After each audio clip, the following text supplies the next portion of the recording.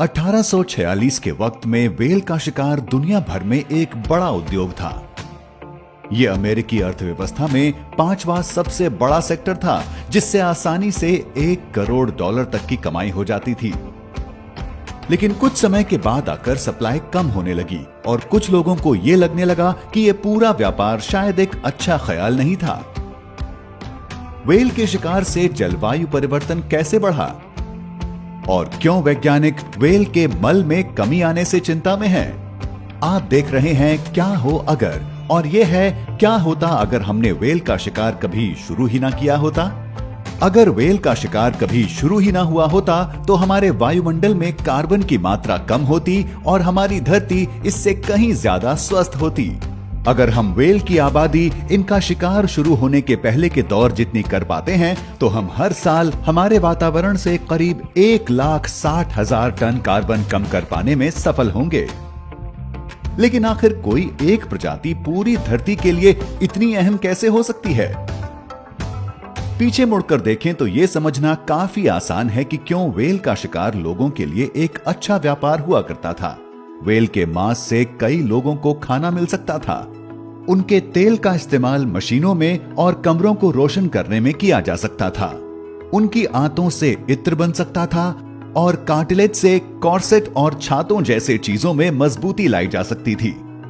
इस उद्योग में काफी मुनाफा था, तो आप समझ ही सकते हैं कि 1986 में इस पर बैन लगने से लोगों को कितना बड़ा झटका लगा होगा। कुछ नेताओं का तो यह भी कहना था कि व्हेल का शिकार इंसानों के लिए अच्छा था, क्योंकि जब छोटी मछलियों को खाने के लिए व्हेल नहीं होगी तो इंसानों को उन मछलियों का ज्यादा उपभोग करना होगा। लेकिन जैसे जैसे हमने व्हेलों को खत्म किया, छोटी मछलियों का मरना भी शुरू हो गया।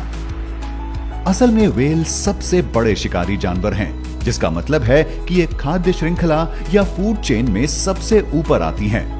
जब आप फूड चेन के सबसे ऊपरी हिस्से को ही हटा देंगे तो इससे ट्रॉफिक कैस्केड नाम की स्थिति बनती है, यानी नीचे तक का पूरा इकोसिस्टम गड़बड़ा जाता है।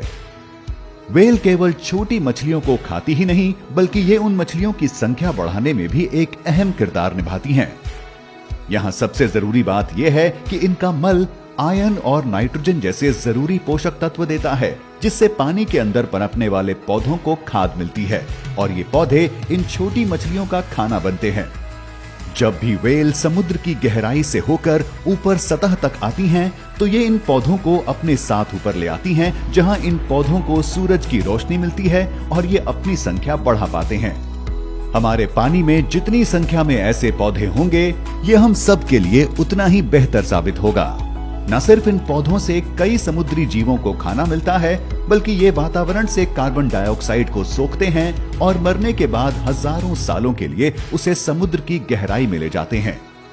लेकिन कार्बन में कमी केवल वहां से ही नहीं आती।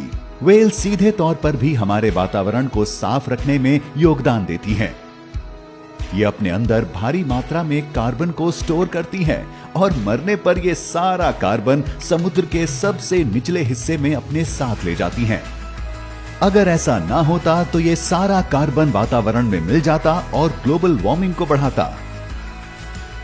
तो ये सब ध्यान में रखते हुए ये साफ है कि ये बड़े जीव हमारी धरती के लिए कितने जरूरी हैं, और अगर हमने दशकों से इन्हें न मारा होता तो आज तक में ये हमारे कितने काम आए होते।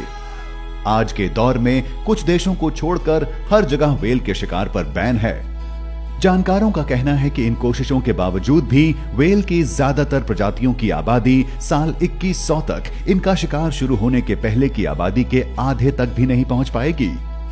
शायद एक दिन हम व्हेलों के शिकार से हुए नुकसान की भरपाई कर पाएं, लेकिन इस पर बात करेंगे क्या हो अगर के किसी और वीडियो में।